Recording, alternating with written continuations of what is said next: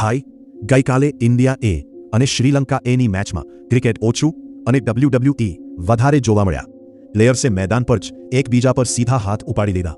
અને આજે આપણી પાસે બોલિવૂડથી લઈને હોલિવૂડ સુધીની એવી કડક ખબરો છે, એટલે વિડીયોને એન્ડ સુધી જોજો. નમસ્તે મિત્રો, મારું નામ વિકી છે અને તમે જોઈ રહ્યા છો ગુરુ SV અપડેટ ચેનલ. આપણે શરૂઆત કરીએ ક્રિકેટથી. ગઈકાલે ઇન્ડિયા એ વર્સિસ શ્રીલંકા એની મેચમાં ક્રિકેટ કરતાં વધારે હાઈ વોલ્ટેજ ડ્રામા જોવા મળ્યો. આખી મેચમાં અમ્પાયર્સના ભંગાર નિર્ણયોને લીધે કેપ્ટન તિલક વર્મા દર 2 મિનિટે અમ્પાયર સાથે બાખડતા હતા. છેલ્લી ઓવરમાં શ્રીલંકાને જીતવા 5 રન જોઈતા હતા, પણ અરશદ ખાને એવી ઘાતક બોલિંગ કરી કે મેચ ટાઈ થઈ ગઈ. અમ્પાયર સુપર ઓવર નહોતા કરાવવા માંગતા, પણ તિલક વર્મા જીદે ચડ્યા અને સુપર ઓવર કરાવીને જ રહ્યો. પણ અસલી લફડો ત્યારે થયો જ્યારે શ્રીલંકા સુપર ઓવર જીતી ગયું. એમના પ્લેયર્સ જશ્ન મનાવી રહ્યા હતા ત્યારે આપણો વૈભવ સૂર્યવંશી ત્યાંથી પસાર થયો. શ્રીલંકાના એક પ્લેયરે પાછળથી વૈભવને કંઈક કીધું. બસ વૈભવનો પારો છટક્યો.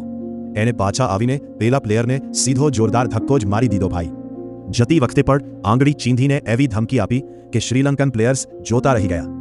વૈભવે થોડા દિવસ પહેલા જ કીધું હતું કે તે વિરાટ કોહલીનો ફેન છે અને ગઈકાલે એને એગ્રેશન બતાવીને સાબિત પણ કરી દીધી. તમારું શું કહેવું છે? વૈભવે જે કર્યું એ બરાબર હતું? કમેન્ટમાં જણાવો.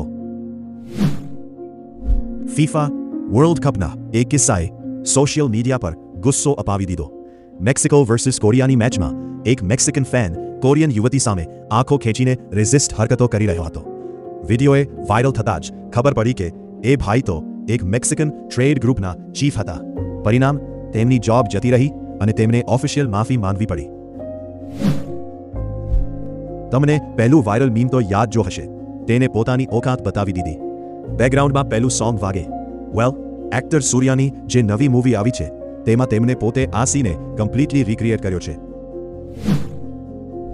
ગલ્ફ ઓફ ઓમાનમાં યુએસના એક અટેક દરમિયાન 3 ઇન્ડિયન સેલર્સના મોત થયાના ન્યૂઝ આવ્યા પછી ઇન્ડિયન ઓટો ડ્રાઈવર્સે ગુસ્સામાં આવીને ડોનાલ્ડ ટ્રમ્પ અને યુએસએના 500 ઇન્ડિપેન્ડન્સ ડેના પોસ્ટરો જાહેરમાં ફાડી નાખ્યા અને નારા લગાવ્યા કે અમારા ભારતીયોને ત્યાં મારવામાં આવી રહ્યા છે. અમેરિકાનો કોઈ પ્રચાર અહીં નહીં ચાલે. હિન્દુસ્તાન જિંદાબાદ. બીજી તરફ ન્યૂઝ એવા પણ છે કે યુએસએ અને ઈરાન વચ્ચેનું ઓફિશિયલ વોર કમ્પ્લીટલી ઓવર થઈ ગયું છે. પાકિસ્તાનના PM તરફથી સ્ટેટમેન્ટ આવ્યું છે કે ટૂંક સમયમાં જનો પીસ ડીલ સાઇન થશે અને મિલિટરી ઓપરેશન્સ કાયમ માટે બંધ થઈ જશે. ઇન્ટરનેટ પર વધુ એક વિડીયો ધમાલ મચાવી રહ્યો છે, જ્યાં એક લોકલ રેસિડેન્ટ પોતાના અટેકેલા પાર્સલ માટે પોસ્ટ ઓફિસમાં કન્ફ્રન્ટ કરવા ગયો ત્યારે ત્યાંની ફિમેલ એમ્પ્લોયે કેમેરા સામે જાંચ કહી દીધું, હું છોકરી છું, ફસાવી દઈશ. આ વિડીયો સોશિયલ મીડિયા પર જોરદાર ટ્રેન્ડ થઈ રહ્યો છે અને લોકો એમ્પ્લોયના આ એટીટ્यूड पर सवालों उठावी રહ્યા છે. नमस्कार दोस्तों, मैं आज दोबारा पोस्ट ऑफिस में आया. आप देख सकते हैं आधार कार्ड इतने सारे पड़े हैं इसमें. ये लोग पता तो नहीं करते हैं और इनकी बोलने की तमीज ऐसी है. यहाँ पर गांव वाले पूछ रहे हैं कि भैया आप देते क्यों नहीं हो? ये कह रहे हैं हमारी भाषा है तो क्या कर लेगा, ये सब करेंगे. केस वीडियो क्यों ले रहा है एक लड़की की? क्या मतलब है तेरा?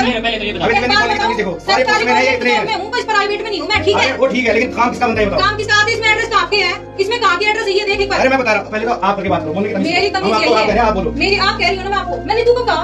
मैंने कल वीडियो इंस्टाग्राम में पोस्ट करी थी, फेसबुक में करी थी, उसमें लोगों का कमेंट आ रहा है कि आप लोग ड्रोन नहीं उड़ाते हो. पे करो, चाहे कहीं पे करो, कोई फर्क नहीं पड़ता. ये बता कल तुम मना क्यों कह रहा था? तेरी बुआ की लड़की लगती हूं मैं, तो तुम्हारा नाम होना है ना. तो मैं समझे ना, सरकारी यूज में हूं मैं. દિલ્હી એક રેસિડેન્ટ સોસાયટીનો ક્લિપ સામે આવ્યો છે, જ્યાં કેટલાક ફોરેનર્સ ઓપનલી ગાંજો ફૂંકી રહ્યા હતા. સોસાયટીના ગાર્ડે જ્યારે ના પાડી ત્યારે તેમને કમ્પ્લીટલી ઇગ્નોર કર્યા. ઇન્ટરનેટ પર લોકો બે ભાગમાં વહેંચાઈ ગયા છે. કેટલાક કહી રહ્યા છે કે આ ઝીરો સિવિક સેન્સ છે, તો કેટલાક કહે છે કે ભાઈ એ ચિલ કરે છે, કોઈને હેરાન નથી કરતા તો કરવા દો. કર્ણાટકથી એક શોકિંગ વિડીયો વાયરલ થયો છે, જ્યાં એક ફ્રસ્ટ્રેટેડ ખેડૂતે ઓફિસની અંદર ઘૂસીને ગવર્મેન્ટ ઓફિશિયલને બધાની સામે ચપ્પલથી પીટી દીધો. કોન્ટેક્સ્ટ એવો છે કે 2004માં રોડ પ્રોજેક્ટ માટે આ ખેડૂતની જમીન લેવાઈ હતી, પણ વર્ષોથી તેનું પેમેન્ટ ડિલે થતું હતું અને વળતર પણ ઓછું મળ્યું હતું. બોક્સ ઓફિસ રિપોર્ટ કોને કેટલા છાપ્યા? હવે વાત કરીએ પૈસાની. રામચરણની પેડી મૂવી મેકર્સના મતે ફિલ્મે વર્લ્ડ વાઇડ 393 કરોડ કમાઈ લીધા છે, પણ ટ્રેડ એનાલિસ્ટ કહે છે કે ભાઈ 11 દિવસમાં ઇન્ડિયન નેટ કલેક્શન 216 કરોડ અને વર્લ્ડ વાઇડ 306 કરોડ જ થયું છે. 350 કરોડના બજેટ સામે ફિલ્મને હજી લાંબી મંજિલ કાપવાની છે. વરુણ ધવનની હે જવાની તો ઇશ્ક હોના હૈ 10 દિવસમાં ઇન્ડિયન બોક્સ ઓફિસ પર 44 કરોડ અને વર્લ્ડ વાઇડ 64 કરોડની કમાણી કરી છે. 55 કરોડના બજેટ સામે આ ફિલ્મ પ્રોફિટમાં જઈ રહી છે.